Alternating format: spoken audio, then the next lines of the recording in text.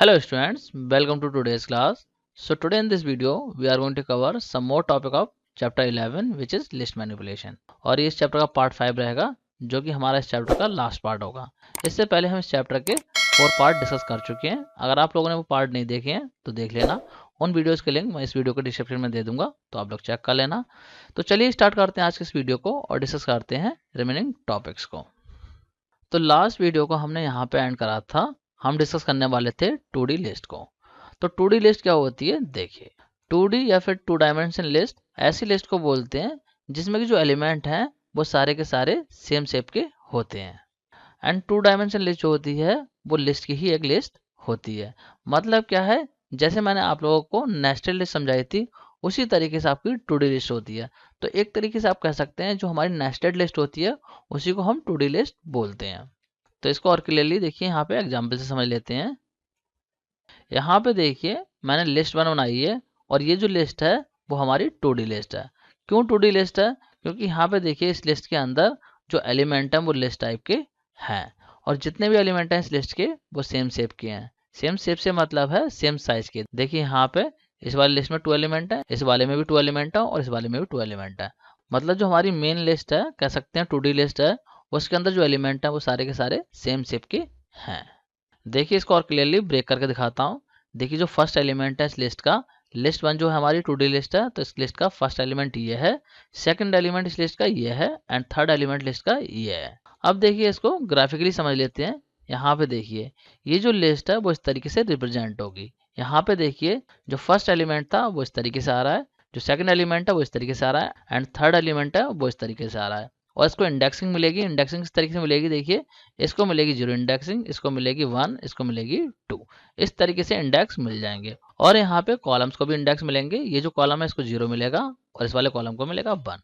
तो इस 2D list में 3 रो है और 2 कॉलम है। तो आई होप आप लोगों को 2D लिस्ट का कॉन्सेप्ट समझ में आ रहा होगा। अब देखिए 2D लिस्ट की कुछ प्रॉपर्टीज होती हैं, उनको डिस्कस कर लेते हैं। यहाँ पे देखिए डिस्कस करते हैं। जो 2D लिस्ट होती है हमारी वो एक तरीके से नेस्टेड लिस्ट होती है, ये मैं आपको ऑलरेडी बता चुका हूँ। तो उसकी क्या क्या प्रॉपर्टीज होती हैं देखिए। पहली प्रॉपर्टी है all the element of 2D list have same shape. Same shape से मतलब है जितने भी एलिमेंट होंगे उनका जो साइज होगा वो सेम रहेगा। यहाँ पे देखिए लिस्ट 1 बनाई है और इस लिस्ट के जो एलिमेंट हैं वो सेम साइज के हैं। यहाँ पे देखिए 2 हैं, यहाँ पे भी 2 हैं और यहाँ पे भी 2 हैं। ऐसा नहीं है कि यहाँ पे 2 हैं तो यहाँ पे 3 एलिमेंट हो गए। जो साइज रहेगा वो सभी एलिमेंट का सेम होगा।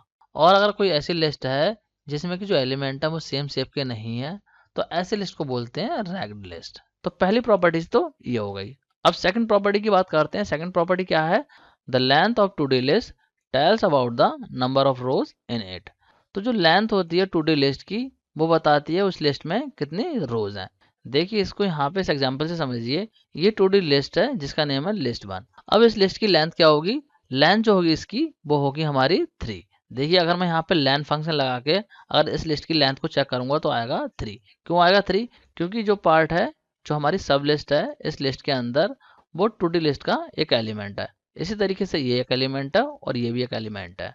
तो इस लिस्ट के अंदर टोटल एलिमेंट हुए 3। इसीलिए जब इसकी लेंथ को चेक करेंगे तो आउटपुट आएगा 3। तो जो भी लेंथ होती है लिस्ट की उससे हमें पता चल जाता है कि लिस्ट में हमारी कितनी रोज है। यहाँ पे देखिए इसको रिप्रेजेंट करा है तो रो देख सकते हैं, एक ये है, एक ये है और एक ये है। तो टोटल रोज जो है वो 3 है। यहाँ पे आप लोग क्लियरली समझ सकते हैं। अब बात करते हैं नेक्स्ट प्रॉपर्टी की। तो नेक्स्ट प्रॉपर्टी क्या है देखिए। The length of single row gives the number of columns in it. तो 2D लिस्ट में जो भी सिंगल रो की लेंथ होगी वो बताती है कि आपके लिस्ट में कितने कॉलम्स हैं। इसको यहाँ पे समझ लीजिए। देखिए जो लिस्ट 1 हमारी 2D लिस्ट, इसके अंदर देखिए जो सिंगल एलिमेंट है मतलब सिंगल रो है वो बता रही है कि इसमें कितने कॉलम होने वाले हैं। तो यहाँ पे 2 कॉलम होंगे। देखिए यहाँ पे अगर मैं इसको इस तरीके से रिप्रेजेंट कर रहा हूँ, देखिए एक कॉलम ये बन गया और एक कॉलम ये बन गया। तो टोटल कॉलम 2 है। इसको और क्लियरली आप लोग यहाँ पे समझ सकते हैं। देखिए एक कॉलम ये हो रहा है और एक कॉलम ये हो रहा है। तो टोटल कॉलम जो है वो 2 रहेंगे इसके अंदर। तो जो भी सिंगल रो की लेंथ होगी वो बताएगी कितने नंबर ऑफ कॉलम आपकी लिस्ट में हैं।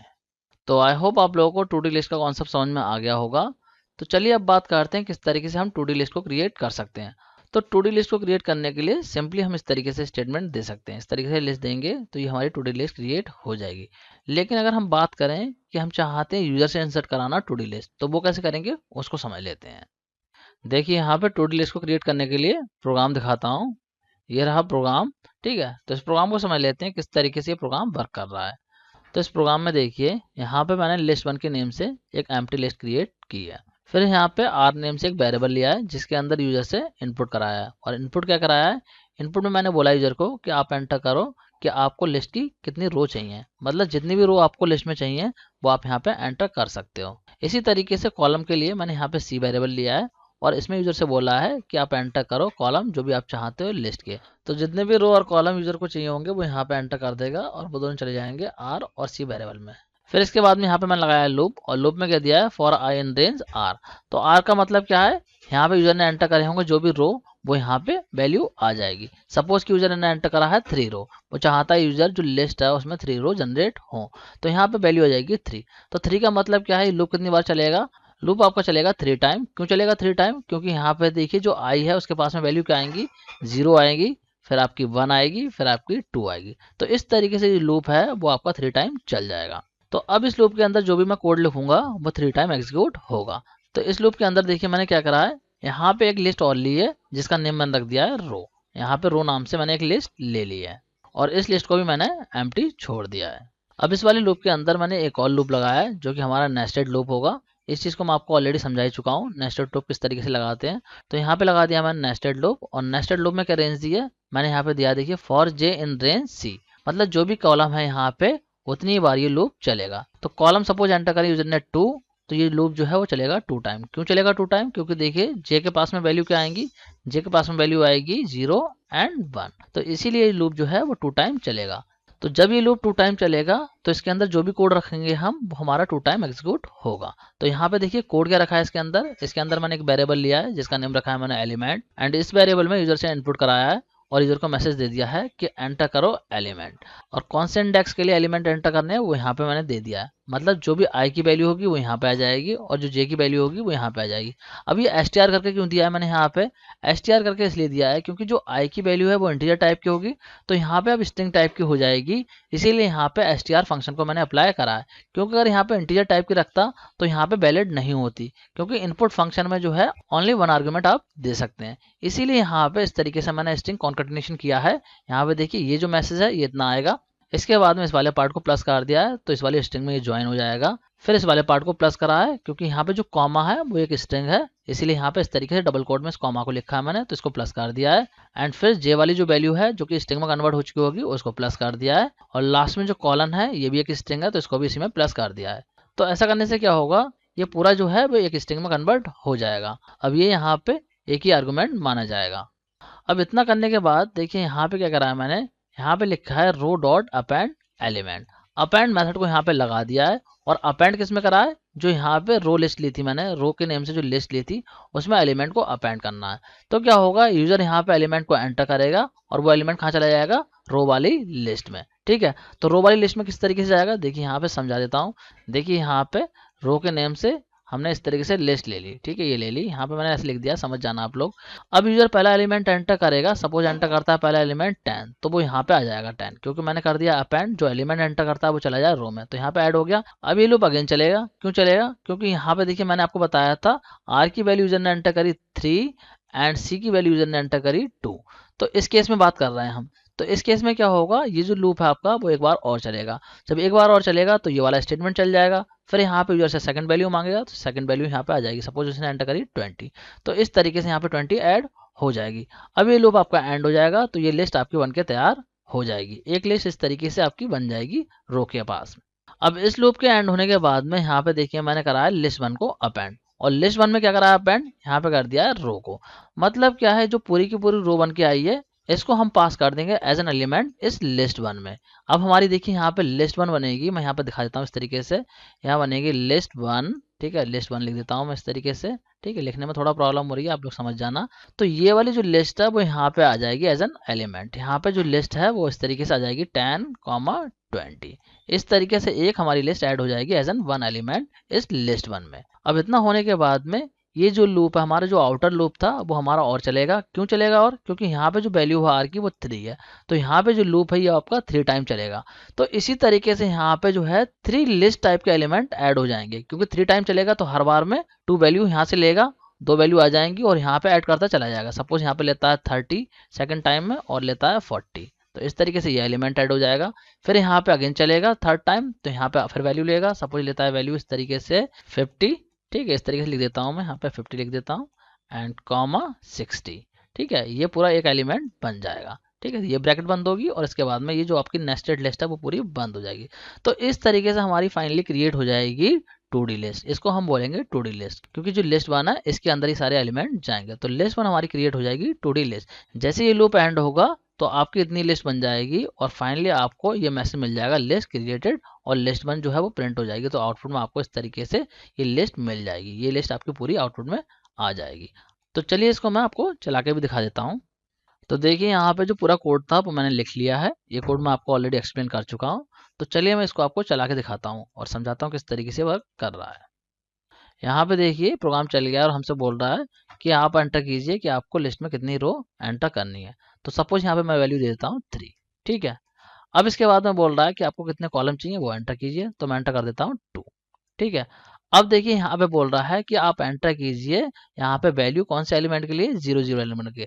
अब 0 0 का मतलब क्या है इसको समझ लीजिए। देखिए 0 0 का मतलब है कि 0 वाले रो के 0 कॉलम पे वैल्यू ऐड कीजिए। तो यहाँ पे कर देता हूँ ऐड में सपोज की 10, ठीक है। इसके बाद में बोल रहा है 0 वाले रो के फर्स्ट कॉलम पे वैल्यू ऐड कीजिए। तो यहाँ कर देता हूँ मैं 20। इसके बाद में देखिए यहाँ पे रो चेंज हो गई है, मतलब जो रो का इंडेक्स है वो चेंज हो गया है। तो अब आ गए हैं फर्स्ट इंडेक्स पे, मतलब फर्स्ट इंडेक्स वाले रो के 0 कॉलम पे आप वैल्यू ऐड कीजिए। तो यहाँ पे ऐड कर देता हूँ मैं 30। इसके बाद में फर्स्ट इंडेक्स के रो के फर्स्ट कॉलम पे वैल्यू ऐड करने को बोल रहा है, तो यहाँ कर देता हूँ मैं 40। अब फिर रो चेंज हो गई है, तो यहाँ पे आ गया सेकंड इंडेक्स के रो के 0 कॉलम पे वैल्यू ऐड करनी है, तो यहाँ कर देता हूँ मैं 50। इसके बाद में सेकंड इंडेक्स वाली रो के फर्स्ट कॉलम पे वैल्यू ऐड करनी है, तो यहाँ पे ऐड कर देता हूँ मैं 60। अब जैसे ही एंटर करूंगा तो ये पूरी की पूरी लिस्ट फॉर्म होके प्रिंट हो जाएगी। देखिए एंटर करता हूँ इस तरीके से, तो देखिए मैसेज आ गया आपका लिस्ट क्रिएटेड, और पूरी जो लिस्ट थी वो 2D फॉर्म में प्रिंट हो रही है। अब इस वाले कॉन्सेप्ट को मैं आपको और क्लियरली समझा देता हूँ जिससे कि आपका कंफ्यूजन दूर हो पाए। तो इसको मैं आपको टेबल बना के समझाता हूँ। देखिए यहाँ पे मैं टेबल बनाता हूँ एक, इस तरीके से टेबल लेता हूँ मैं, ठीक है। एंड इस टेबल में जो है कॉलम हमारे रहेंगे 2, तो यहाँ पे 2 कॉलम में डिवाइड कर देते हैं, 2 कॉलम हो गए। एंड इसमें जो रो है वो 3 है क्योंकि हमने 3 रो ली थी, ठीक है। इस तरीके से मैंने रो डिजाइन कर दी। अब बात करते हैं कि यहाँ पे जो 0 0 था इसका मतलब क्या था। 0 0 का मतलब था, देखिए ये 0 है, ये 1 है एंड ये 2 है। तो ये हो गए हमारे रो के इंडेक्स। जो रो हमारी, ये जो रो है इसके इंडेक्स हो गए। इसी तरीके से कॉलम के इंडेक्स होंगे, तो कॉलम का ये वाला हो जाएगा 0 और ये हो जाएगा 1। इस तरीके से इंडेक्सिंग हो जाएगी। तो इसका मतलब था 0 इंडेक्स वाले रो के 0 कॉलम पे वैल्यू, तो यहाँ पर आ जाएगा 10। एंड इसका मतलब था 0 इंडेक्स वाले रो के फर्स्ट कॉलम पे वैल्यू, तो यहाँ पर आ जाएगी 20। फिर इसके बाद में देखिए यहाँ पे रो चेंज हो रही है, तो इसका मतलब है फर्स्ट रो वाले 0 कॉलम पे वैल्यू, तो यहाँ पर आ जाएगी 30, ठीक है। एंड इसका मतलब था फर्स्ट इंडेक्स वाले रो के फर्स्ट कॉलम पे वैल्यू, तो फर्स्ट इंडेक्स वाले रो के फर्स्ट कॉलम पे वैल्यू कहाँ आएगी, यहाँ पे। तो यहाँ पे आ जाएगा आपका कितना, 40, ठीक है। इसी तरीके से यहाँ पे फिर रो चेंज हो गई है, तो यहाँ पे सेकंड इंडेक्स आ गया, तो सेकंड इंडेक्स के 0 कॉलम पे वैल्यू, तो यहाँ पे आ जाएगी 50। एंड इसके बाद में सेकंड इंडेक्स वाले रो के फर्स्ट कॉलम पे वैल्यू, तो यहाँ पे चली जाएगी 60, ठीक है। इस तरीके से आपकी वैल्यू गई है जो कि 2D लिस्ट को फॉर्म कर रही है। यहाँ पे देखिए एक रो हो गई, एक रो गई और एक ये रो हो गई। तो इस तरीके से लिस्ट के एलिमेंट यहाँ पे ऐड हुए हैं। देखिए मैंने आपको बताया था कि जो लिस्ट की लेंथ है वो बताती है कितने नंबर ऑफ रो होंगे। तो यहाँ पे देखिए लिस्ट की लेंथ क्या होगी, लिस्ट के अंदर एलिमेंट है 1 2 एंड 3, ठीक है। ये इंडेक्स नहीं लिख रहा हूँ, ये एलिमेंट लिख रहा हूँ। तो 3 से पता चल गया हमें कितने रो हैं, हमारे 3 रो हैं। और मैंने आपको बताया था जो आपके एलिमेंट हैं उनकी लेंथ बताती है कितने कॉलम है। तो यहाँ पे देखिए एलिमेंट की लेंथ जो है वो 2 है। यहाँ पे देखिए 2 वैल्यूज हैं, सभी में 2 वैल्यूज आ रही हैं, तो इसका मतलब है 2 कॉलम रहेंगे। तो अभी जो मैंने आपको टेबल बना के दिखाई थी उसमें 3 रो थे एंड 2 कॉलम थे। तो इसी तरीके से आप 2D लिस्ट को क्रिएट कर सकते हैं।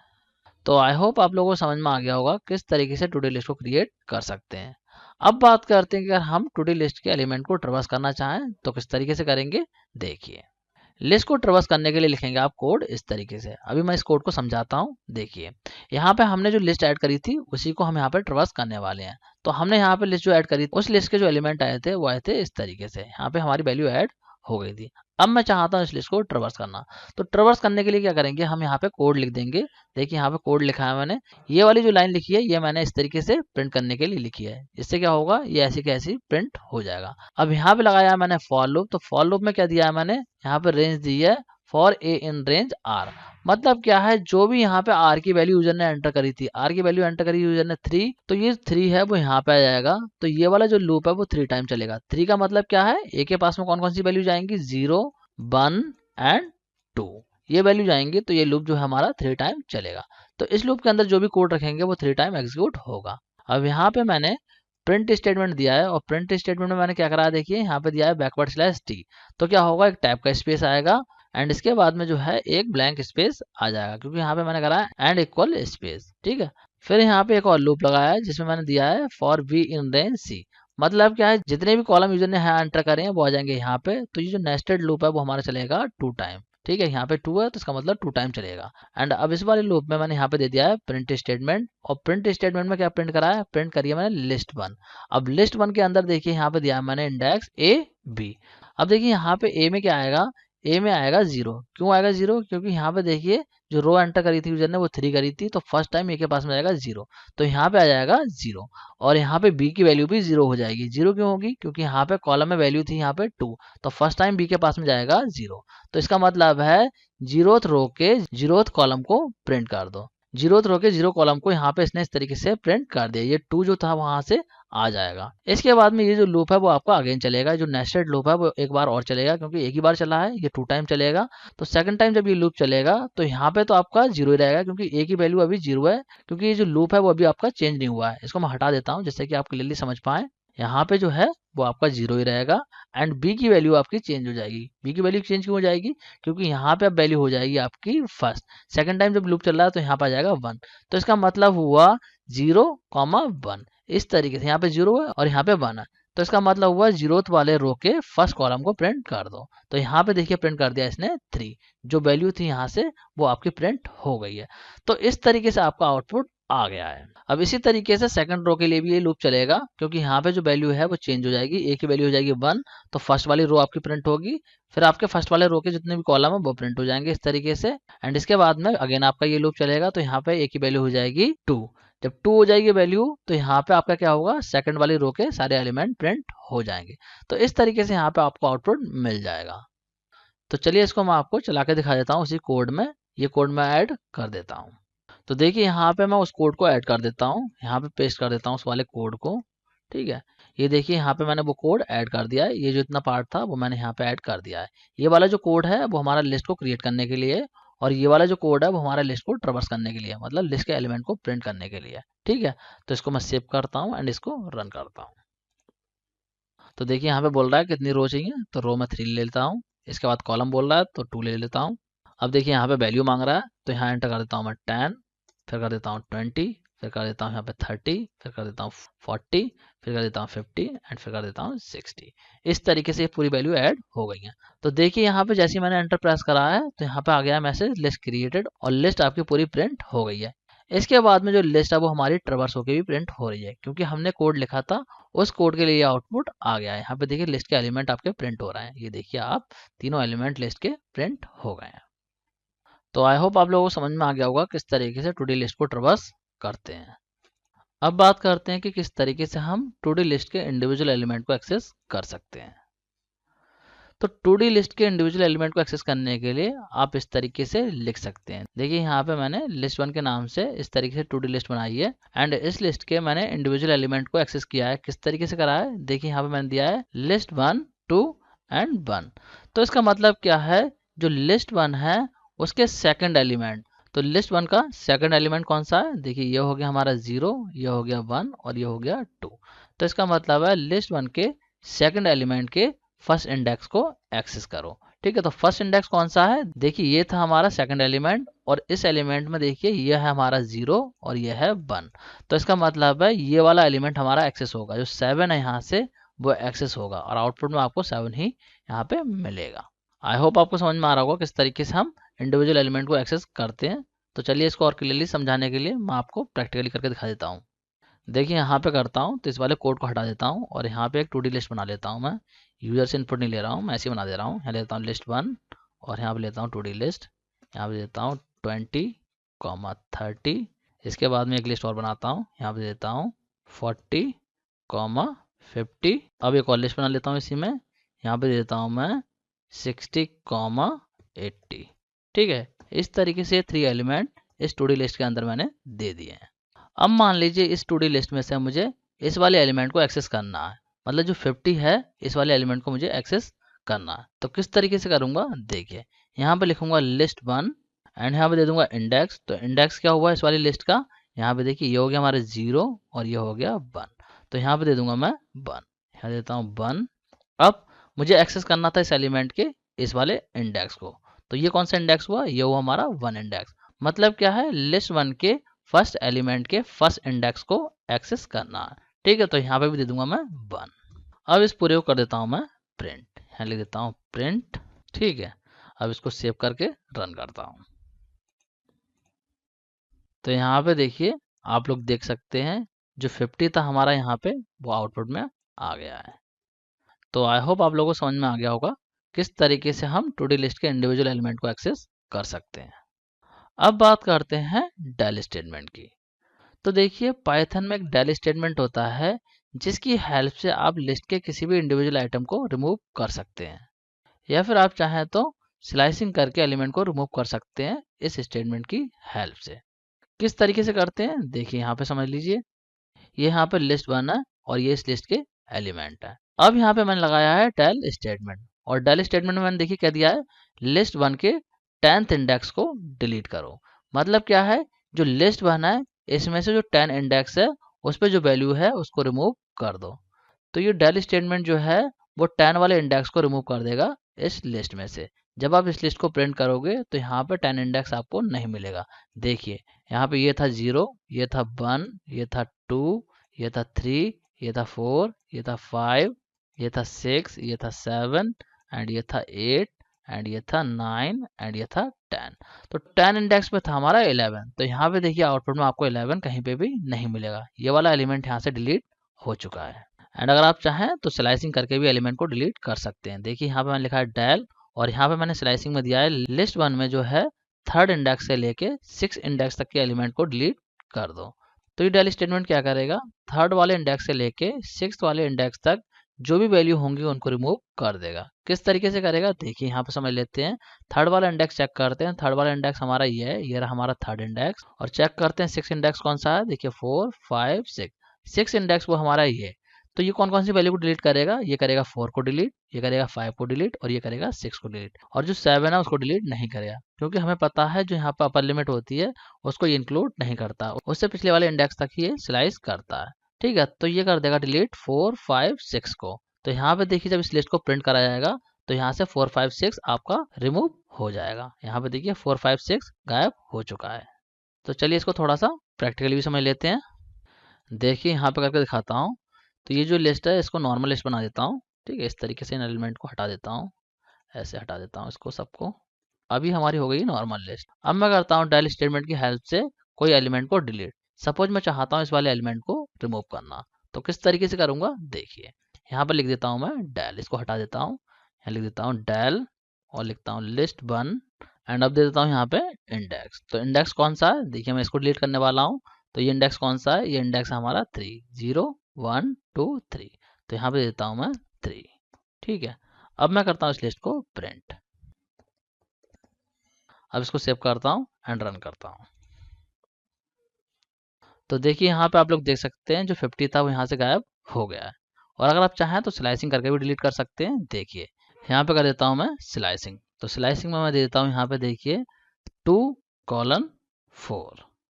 ठीक है, इस तरीके से मैंने यहाँ पे स्लाइसिंग कर दी है। तो अब ये डेल स्टेटमेंट क्या करेगा, 2 वाले इंडेक्स से लेके, मतलब इस वाले इंडेक्स से, और कहाँ तक करेगा डिलीट, इस वाले इंडेक्स तक। ये हो गया आपका 0, ये हो गया 1, ये हो गया 2, ये हो गया 3, ये हो गया 4। तो यहाँ तक करेगा ये स्लाइस। तो डिलीट कौन कौन से होंगे, तो डिलीट होंगे आपके एक तो 40 हो जाएगा और एक 50 हो जाएगा। ओनली ये 2 एलिमेंट आपके यहाँ से रिमूव हो जाएंगे। देखिए इसको सेव करके रन करता हूँ। तो देखिए यहाँ पे आप लोग देख सकते हैं जो 40 एंड 50 थे वो यहाँ से रिमूव हो गए हैं। तो आई होप आप लोगों को समझ में आ गया होगा किस तरीके से लिस्ट के एलिमेंट को हम डिलीट कर सकते हैं डेल स्टेटमेंट की हेल्प से। तो स्टूडेंट अब आपका ये चैप्टर फिनिश हो गया है। इस चैप्टर के जितने भी टॉपिक थे वो मैंने आपको एक्सप्लेन कर दिए हैं। आई होप आप लोगों को समझ में आ गए होंगे। तो स्टूडेंट आज के इस वीडियो को यहीं पे एंड करते हैं। नेक्स्ट वीडियो में हम स्टार्ट करेंगे नेक्स्ट चैप्टर को। जो कि होगा हमारा chapter number 12। So student that's it for this video, thanks for watching.